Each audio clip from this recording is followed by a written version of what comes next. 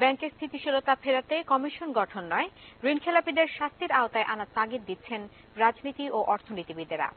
রাজধানীতে প্রস্তাবিত বাজেট আলোচনায় ৮% প্রবৃদ্ধির যথার্থতা নিয়েও প্রশ্ন তুলেছেন তারা।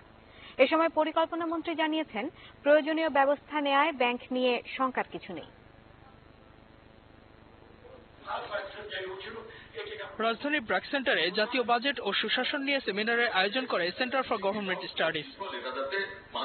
সেমিনারে মূল প্রবন্ধ উপস্থাপন করেন ঢাকা বিশ্ববিদ্যালয়ের উন্নয়ন অধ্যয়ন বিভাগের অধ্যাপক রাশেদ আল মাহমুদ।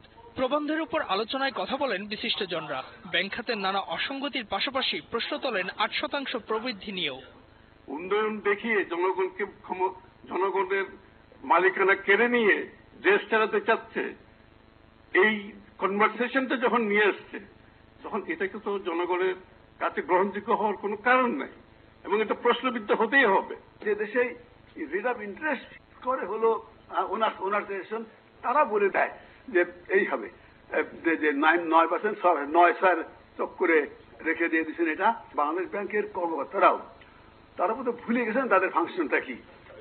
পরিকল্পনা মন্ত্রী বলেন, দেশের অর্থনীতি যে গতিতে এগোচ্ছে তাতে চাপ একটু থাকবেই, তবে ব্যাংক খাত নিয়ে উদ্বিগ্ন হওয়ার কিছু নেই। সরকার খুবই অ্যাওয়্যার, সরকার নানাভাবে এটা দেখার চেষ্টা করছে।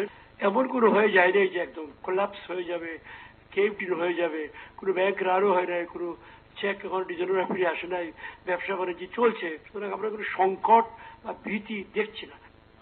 সময়ের প্রয়োজনে মেগা প্রকল্প গ্রহণ ও জনপ্রশাসনের ব্যয় বাড়ানো হয়েছে বলেও জানান পরিকল্পনা মন্ত্রী। Ijazur Rahman, independent news, Dhaka. জেলা কমিটি গঠনের পাশাপাশি জাতীয় কাউন্সিলের